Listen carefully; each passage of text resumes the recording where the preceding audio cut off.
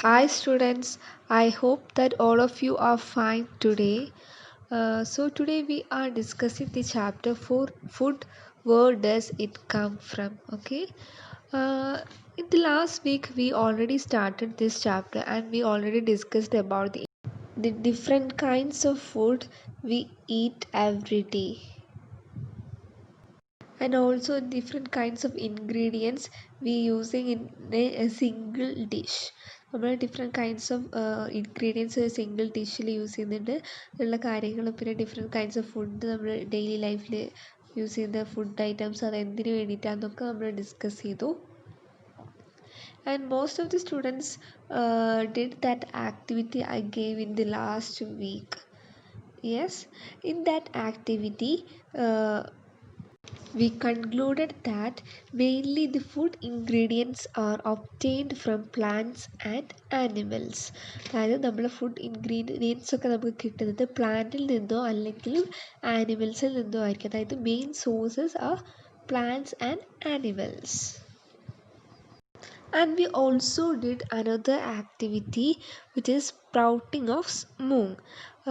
I think most of the students did that activity very well and you already noted that changes. In that activity you put a small quantity of seed in a container filled with water and leave this aside for a day. നിങ്ങൾ കുറച്ച് quantity seeds എടുത്തിട്ട് ഒരു കണ്ടെയ്നറിൽ ഇട്ടിട്ട് എന്ത് ചെയ്തു, 1 day അതിനെ leave ചെയ്തു. Then after one day you drain that water completely and leave the seeds in the vessels. After 1 day കഴിഞ്ഞപ്പോൾ നിങ്ങൾ ആ വാട്ടർ ഒഴിവാക്കിയിട്ട് അതിനെ drain ചെയ്തു. Yes. After 1 day you can see that a small white structure may grow out of the seeds. After 1 or 2 days നിങ്ങൾക്ക് ആ ഒരു seeds എന്നൊരു വൈറ്റ് സ്ട്രക്ചർ ഗ്രോൺ ചെയ്യുന്നത് കണ്ടു അല്ലേ? That means the seeds have sprouted. Okay, അതായത് seeds മുളച്ചു, sprouted. That we can call sprouting. Okay. After washing these sprouted seeds you can eat them. Okay, ഈ സ്പ്രൗട്ട് ചെയ്തിട്ട് മുളച്ചിട്ടുള്ള സീഡ്സ് നിങ്ങൾക്ക് wash ചെയ്ത് കഴിഞ്ഞാൽ നിങ്ങൾക്കത് ഈറ്റ് ചെയ്യാൻ വേണ്ടി പറ്റും. They can also be boiled. നിങ്ങൾക്ക് അത് എന്താ പറയുക ബോയിൽ ചെയ്തിട്ടും കഴിക്കാം. And add some spices and get a tasty snacks to eat. അതിൽ സ്പൈസസ് ഒക്കെ ആഡ് ചെയ്തിട്ട് ടേസ്റ്റി സ്നാക്കായിട്ടും യൂസ് ചെയ്യാം. Because the sprouted seeds are more nutritious than the normal seeds. Okay, മുളച്ചിട്ടുള്ള സീഡ്സാണ് കൂടുതൽ ന്യൂട്രീഷ്യസ് ആയിട്ടുള്ളത്. അപ്പോൾ നിങ്ങൾ സാധാ സീഡ്സ് കഴിക്കുന്നതിനെക്കാട്ടിയും വീട്ടിൽ മുളപ്പിച്ചിട്ടുള്ള സീഡ്സ് കഴിക്കാൻ വേണ്ടിയിട്ട് പറയാം. അതാണ് കൂടുതൽ ന്യൂട്രീഷ്യസ് എന്ന് പാരൻസിനോടൊക്കെ പറയാം. Okay, so we understood that the different parts of plants we can use as a food. Okay, then how can we get food from animals? Yes, we can get milk, meat, eggs, etc. Yes. And do you know where honey comes from? How it is produced? Yes, the bees collect nectar, that means sweet juices from flowers, and convert it into honey and store it in their hives. Okay, ബീസ് അതായത് honey ബീസ് nectar collect ചെയ്യും. Nectar എന്ന് പറയുന്നത് എന്താണ്? ഒരു sweet juice from flowers നിന്ന് കിട്ടുന്ന sweet ജ്യൂസിനാണ് nectar എന്ന് പറയുന്നത്. അപ്പോൾ ബീസൊക്കെ ആ നെക്ടർ കളക്ട് ചെയ്തിട്ട് എന്നിട്ട് അവരതിനെ എന്ത് ചെയ്യും? കൺവേർട്ട് ചെയ്യും, ഹണി ആയിട്ട് കൺവേർട്ട് ചെയ്യും. എന്നിട്ട് അതിനെ അവരുടെ ഹൈവ്സ്, നമ്മൾ കാണാറുണ്ടല്ലേ ചില സ്ഥലത്തൊക്കെ ഓരോരോ ഹൈവ്സ്, ഹണി ബീസിൻ്റെ കൂടുകൾ കാണാനില്ലേ? അതിൽ വന്നിട്ട് അതെന്ത് ചെയ്യും? ഈ നെക്ടറിനെ സ്റ്റോർ ചെയ്ത് വെക്കും, ഈ ഹണീനെ സ്റ്റോർ ചെയ്ത് വെക്കും അവരുടെ ഹൈവ്സിൽ. Now we understood our food and food sources. So Then we are discussing about what do animals eat. ഈ ആനിമൽസ് എന്താണ് കഴിക്കുന്നത്, അവരുടെ ഫുഡ് ഇതിനെക്കുറിച്ചാണ് നമ്മൾ ഡിസ്കസ് ചെയ്യാൻ വേണ്ടി പോകുന്നത്. Okay, so all of you take your text book page number 5. നിങ്ങളെല്ലാവരും ടെക്സ്റ്റ് ബുക്ക് എടുക്കുക, പേജ് നമ്പർ 5 എടുക്കുക.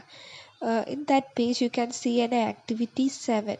Okay, you can see a table 1.5 animals and their food. നിങ്ങൾക്ക് പേജ് നമ്പർ 5 ഒരു ടേബിൾ 1.5 കാണാം, ഒരു ആനിമൽസ് ആൻഡ് ദെയർ ഫുഡ് എന്ന് എഴുതിയിട്ടുള്ളത്. അതിൽ ഫസ്റ്റ് കോളത്തിൽ നെയിം ഓഫ് ദി ആനിമൽസ് കാണാം. ഓക്കെ, ആൻഡ് ദി നെക്സ്റ്റ് കോളത്തിൽ food the animals eat. So ഓരോ ആനിമൽസും എന്ത് ഫുഡാണ് കഴിക്കുന്നത്? ഇപ്പോൾ ഗ്രാസ് ആണോ, അല്ലെങ്കിൽ മറ്റ് ആനിമൽസിനാണോ, ബേർഡ്സിനെയാണോ, അങ്ങനെ എന്തിനാണ് കഴിക്കുന്നത് എന്നുള്ളത് ആ ഒരു നെക്സ്റ്റ് കോളത്തിൽ എഴുതാം. ഫുഡ് ദി ആനിമൽ ഈറ്റ് എന്ന് പറഞ്ഞ ഒരു കോളത്തിൽ എഴുതാം. അപ്പോൾ എല്ലാവരും അത് ഫില്ല് ചെയ്യാം കേട്ടോ. അതൊരു മിസ്സിന് അയച്ചു തരാം. ഓക്കെ, സോ നമുക്കറിയാം ചില ആനിമൽസ് പ്ലാന്റ്സ് അല്ലെങ്കിൽ പ്ലാന്റ് പ്രോഡക്ട്സ് മാത്രമേ കഴിക്കുള്ളൂ.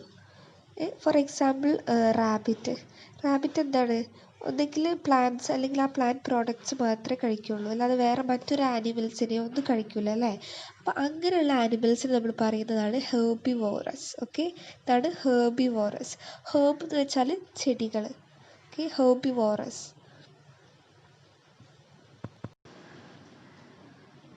And there are some animals which eat other animals. പിന്നെ മറ്റ് ചില ആനിമൽസ് ഉണ്ട്, അതെന്താണ്, വേറെ ആനിമൽസിനെ ഈറ്റ് ചെയ്തിട്ടാണ്, അതാണ് മറ്റ് ആനിമൽസാണ് അവരുടെ ഫുഡ്. ഫോർ എക്സാമ്പിൾ ലയൺ നമുക്കറിയാം അല്ലേ, ലയൺ അത് eat other animals. Okay, this type of animals are called carnivorous. ഇപ്പോൾ കാർണിവോറസ് എന്ന് വെച്ചാൽ എന്താണ്, അവർ മറ്റ് ആനിമൽസിനെ ഫുഡാക്കും. ഓക്കെ, സോ പ്ലാന്റ് പ്രോഡക്റ്റ്സ് മാത്രം കഴിക്കുന്ന ആനിമൽസ് നമ്മൾ പറഞ്ഞു, പിന്നെ ആനിമൽസിനെ ഈറ്റ് ചെയ്യുന്ന ആനിമൽസ് നമ്മൾ പറഞ്ഞു. അപ്പോൾ ഈ പ്ലാന്റ് പ്രോഡക്ട്സിനെയും ആനിമൽസിനെയും രണ്ടും കഴിക്കുന്ന ആനിമൽസ് ഉണ്ടോ? Yes, some animals eat both plants and animals. Okay, so this type of animals are called omnivorous. What? Omnivorous. For example, dogs, which eat both plant or plant product and animals. Okay, രണ്ടും കഴിക്കും. So നിങ്ങൾ text ബുക്കിൽ ഒരു table ഇപ്പോൾ fill ചെയ്തു അല്ലേ, table 1.5 fill ചെയ്തു, animals എഴുതി, അതിന് ദെയർ ഫുഡും എഴുതി. അപ്പോൾ ആ ഒരു ടേബിൾ നോക്കിയിട്ട് അത് ഹെർബിവോറസ് ആണോ, കാർണിവോറസ് ആണോ, ഓംനിവോറസ് ആണോ എന്ന് ടേബിൾ 1.6 മാറ്റി എഴുതുക. അതിൽ ഏതൊക്കെ ആനിമൽസ് ആണ് ഓരോ കാറ്റഗറിയിലും വരുന്നതെന്നുള്ളത്. ഓക്കെ, അതാണ് ഇന്നത്തെ ആക്ടിവിറ്റി എന്ന് പറയുന്നത്. മനസ്സിലായില്ലേ? അപ്പോൾ അത് ചെയ്തിട്ട് മിസ്സിന് അയച്ചു തരാം കേട്ടോ.